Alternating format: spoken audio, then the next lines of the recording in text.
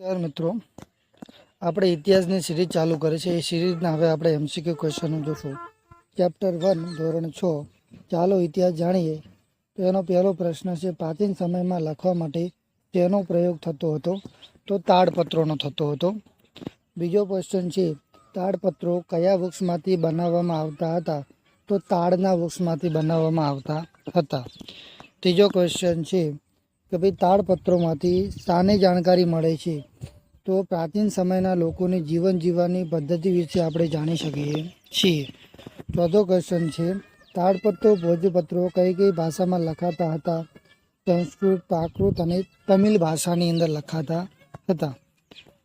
પાંચમો ક્વેશ્ચન છે, અભિલેખો અને તાડપત્રમાં કઈ માહિતી મળે છે?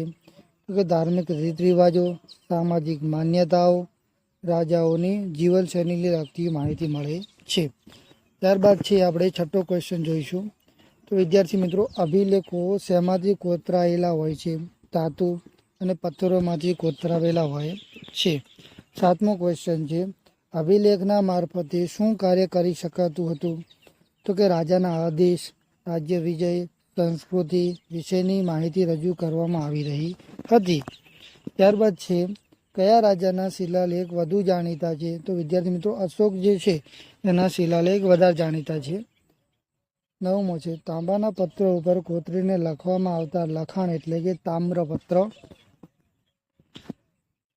ગુજરાતમાં તામ્રપત્ર ક્યાં સચવાયેલા છે? તો એક તો છે શ્રી હેમચંદ્રાચાર્ય જ્ઞાન મંદિર Patan, LD institute of Indology Navrangpura અમદાવાદમાં આવેલ છે, શ્રી મહાવીર જૈન અણદ્રક કેન્દ્ર કુવા ગાંધીનગરમાં આવેલું છે. ત્યારબાદ આપણે આગળનો પ્રશ્ન જોઈશું. 11મો છે, ઈસવીસન 5મી સદીના કયા સિક્કા મળી આવ્યા છે? તો વિદ્યાર્થી મિત્રો, પંચમાર્કના સિક્કા આપણને મળી આવેલા છે.